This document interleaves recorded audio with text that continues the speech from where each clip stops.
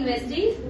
నా పేరు వచ్చేసి గాయత్రి సంతోష్. మేము ఉండేది ఉప్పల్ దగ్గర మేడిపల్లి. వెస్టీజ్ బిఫోర్ నేను జస్ట్ టైలరింగ్ చేసుకుంటూ ఇంటి దగ్గర ఉండేది. ఇట్లాంటి ఇండస్ట్రీలు ఉంటాయని కానీ డబ్బులు వస్తాయని కానీ జీరో నాలెడ్జ్.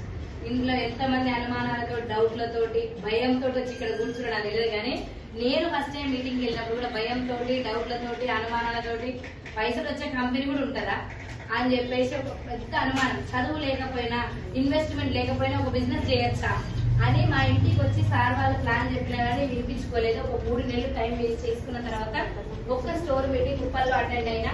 అక్కడ చాలా మంది మాట్లాడారు, ఒక 50 మంది దాకా మాట్లాడలే. కానీ వాళ్ళెవ్వరు మాటలు నాకు పెద్దగా కనెక్ట్ అవ్వలేదు.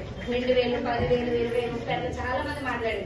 ఏం పెద్దగా కనెక్ట్ అవ్వలేదు. కానీ ఒక ఆయమ్మ, నేను చదివింది 2వ తరగతి, నేను ఉండేది కుర్బులాపూర్ విలేజ్. నాకు వచ్చి ఆయమ్మగా పనిచేసిన 15 సంవత్సరాలు చేస్తే 8,000 ఇచ్చారు నాకు. ఒక మా ఊరికి వచ్చే బస్ కండక్టర్ వెస్టీజ్ ప్లాట్ఫామ్ పరిచయం చేసిండు. పంటి నొప్పికి పేస్ట్ వాడుకున్నా, పైల్స్ ఉండే సప్లిమెంట్స్ వాడుకున్నా. ఈ 2 మంచి రిజల్ట్ రావడంతో బిజినెస్ స్టార్ట్ చేసిన. 16 నెలలు అవుతుంది నేను బిజినెస్ చేయబట్టి 82,000 ఇస్తున్నా అని చెప్పింది. 82,000 ఆయమ్మకి. నమ్మాలనిపిస్తుందా మేడం? నమ్మాలనిపిస్తుందా? నిజంగా ఈమెకి 82,000 వస్తే నేను కూడా చేస్తా అని ఆ మేడం కిందికి వచ్చే వరకు వెయిట్ చేసిన. డౌట్ ఉంది కాబట్టి అడగాలనా లేదా? ఈ డౌట్ వచ్చినప్పుడు ఇక్కడ క్లియర్ చేసుకోవాలా, ఇంటికి పోయి క్లియర్ చేసుకోవాలా? ఆమె వచ్చే వరకు వెయిట్ చేసి, మేడం నిజంగా మీకు 82,000 వస్తున్నాయి ఈ బిజినెస్ లా, మీరు చదివింది 2వ తరగతి అంటారు. మా బావ ఒక ఆయన 25 సంవత్సరాలు చదివి 3 సంవత్సరాలు ట్రైనింగ్ చేస్తే 73,000 రూపాయలు శాలరీ, కాలేజ్ లెక్చరర్ గా. మీకు 82,000 ఎట్లా వస్తున్నాయి? నిజంగా మీకు వస్తే నేను కూడా చేస్తా మేడం, నాకు కూడా డబ్బే అవసరం ఉంది. పొద్దు నుంచి సాయంత్రం దాకా నేను కష్టపడేది కూడా డబ్బుల కోసమే, టైం పాస్ ఏం కష్టపడతలేదు మేడం. కానీ ఎంత కష్టపడ్డా నాకు నెలంతా టైలరింగ్ చేస్తే ఒక 5-6 వేలు వస్తాయి. మా సార్ వేరే వాళ్ళ దగ్గర కారు డ్రైవింగ్ చేస్తాడు, ఆయనకు ఒక 12,000 రూపాయలు వస్తాయి. 12, 6, 18,000. 18,000 తోటి రెంటు, రేషన్, పిల్లల ఫీజులు, వచ్చేటోళ్ళు, పోయేటోళ్ళు, పెళ్లిళ్ళు, సావులు, దినాలు ఇవన్నీ డివోగా మిగులుతున్నాయా?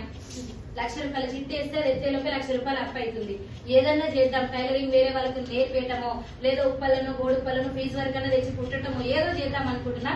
నిజంగా మీకు ఇంత డబ్బు వస్తే అది కూడా ప్లాన్ మొత్తం విన్నా. సార్ మొత్తం చెప్పిండు, జెన్యూన్ గానే ఉంది, నేను డబ్బు కట్టేది అయితే లేదు. మీకు వచ్చినాయి అంటే నేను చేస్తాను మేడం, నాకు మీకు వచ్చినాయా లేదా డౌట్ ఉంది అని చెప్పిన.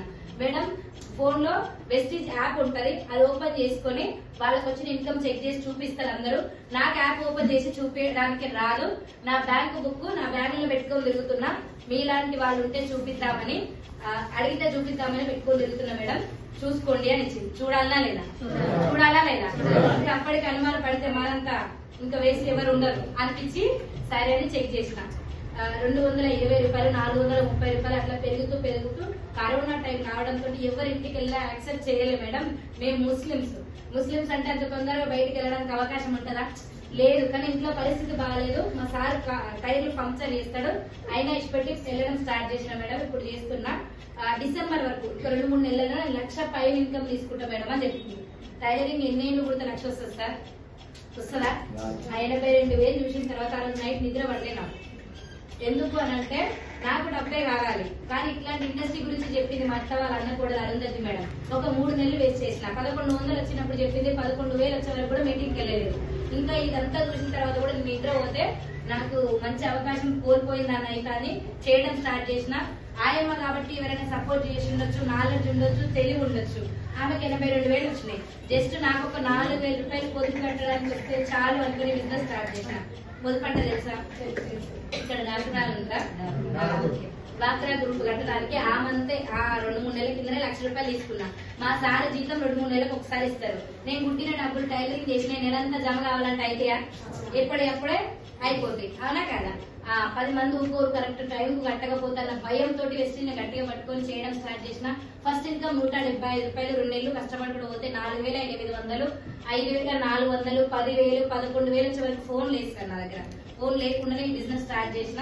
సిల్వర్ అయ్యి 11,000 వచ్చిన తర్వాత బిజినెస్ ముందుకెళ్ళడం. మా సార్ వద్దన్నాడు, మా అత్త వద్దన్నది, మా ఊర్లో కానీ మా ఇంట్లో వాళ్ళు కానీ మా చుట్టాలు బంధువులు ఎవరు యాక్సెప్ట్ చేయలేదు. ఎక్కడ బిజినెస్ ఇది ఓవర్ చేసిరు, ఇంతకుముందు ఎవరైనా చేసిన వాళ్ళు మీకు కొత్తగా చెప్పేది ఎవరో టైలరింగ్ చేయడం, ఇంట్లో ఉండటం ఇష్టం లేక బయట తిరగడం, ఇట్లా కొన్ని ఎదుర్కోవాల్సి వస్తుందా లేదా? కాబట్టి అట్లా చేసిన 11,000 ఇచ్చినప్పుడు మా సారు జాబ్ బంద్ చేసి వచ్చిండు. ఆయన చేస్తున్న పనులు దుకొని వచ్చిండు. ఆయన వచ్చిన నెక్స్ట్ మంత్ 19, 27, 32, 34, 43, 49, 56, 58, 61, 69, 75, 95, 1,02, 1,07, 1,32, 1,34, 1,56, 1,69,716 రూపాయలు ఇచ్చినాయి. లక్షకు పైన ఇన్కమ్ తీసుకోవడానికి బయట అవకాశం ఉందా? నేను చదివింది 10th స్టాండర్డ్ 10వ తరగతి చదువుకున్నా. మీకు కూడా మీలో ఎవరికి డౌట్ ఉన్నా నా బ్యాంక్ స్టేట్మెంట్ చూపించడానికి కూడా నేను రెడీ ఉన్నా. చూడొచ్చా లేదా? కాబట్టి నేను జాయిన్ అయ్యి ఇప్పుడు 3 years అవుతుంది. 32,16,701 రూపాయలు తీసుకున్నాను ఫస్ట్ ప్రీమియం అంటుంది. 30 లక్షలు 3 సంవత్సరాలు తీసుకునే అవకాశం ఉందా సార్? లేదు. ఈ డబ్బు అంతా ఎక్కడి నుంచి వస్తుందో సార్ క్లారిటీ ఇస్తారు. కానీ ఎక్కడ డబ్బు ఉందో అక్కడ పని చేస్తే లైఫ్ మారే అవకాశం ఉంటది. డిసెంబర్ వరకు 4 లక్షలు నెలకు తీసుకునే లోపు ఒక 5గురికి 50,000 ఫైన్ ఇప్పించాలని డిసైడ్ అయ్యి వర్క్ చేస్తున్నా. Last year Maruti Fronx car కూడా వెస్టీజ్ త్రూ కంపెనీ త్రూ తీసుకున్న 13 లక్షల కారు. ఒక 3 ఫారెన్ ట్రిప్స్ కూడా నేను అటెండ్ అయినా. థాయిలాండ్ మా సార్ని లాస్ట్ ఇయర్ జనవరిలో పంపించిన. ఒక 4-5 రోజులు మంచి ఎంజాయ్ చేసి వచ్చింది మా సార్. పోక ముందుకు ఒక లెక్క ఉండు, పోయి వచ్చినాక ఇంకో లెక్క అయింది. ఉంటారా ఉండరా? ఈ ఇయర్ ఇద్దరం కలిసి ఆయన పోయి వచ్చినాక అన్ని చెప్తాడా చెప్పడా? నాకు కూడా వెళ్ళాలనిపిస్తుందా లేదా? అట్లా అని ఇద్దరం కలిసి దుబాయ్ అండ్ ఖత్తర్ కూడా వెళ్ళేసి వచ్చిన. ఫ్లైట్ ఎక్కడానికి గానీ, కారు కొనడానికి గానీ, ఒక టైర్ కొనడానికి కూడా నా దృష్టిలో అవకాశం లేదు సార్. 2,000 ఫీజు కట్టడానికి పిల్లలకి 2 రోజులు టీచర్ బ్రతికిన లైఫ్ నాది. ఒక 3,000 రూపాయలు ఇంటి రెంట్ కట్టడానికి 3 నెలలకు ఒకసారి కట్టిన మనిషిని నేను. అటువంటిది చేయొచ్చా లేదా? ఒక ఆలోచన మార్చుకున్న, ఒక మీటింగ్ లో కూర్చొని ఈ బిజినెస్ చాలా బాగుంది అని డౌట్ ఉంటే క్లారిఫై చేసుకుని చేయడానికి స్టార్ట్ చేసిన. మీ అందరికి కూడా డౌట్ ఉంటే క్లారిఫై చేసుకుని ముందుకు వెళ్ళాలని మనస్ఫూర్తిగా కోరుకుంటూ థ్యాంక్ యూ.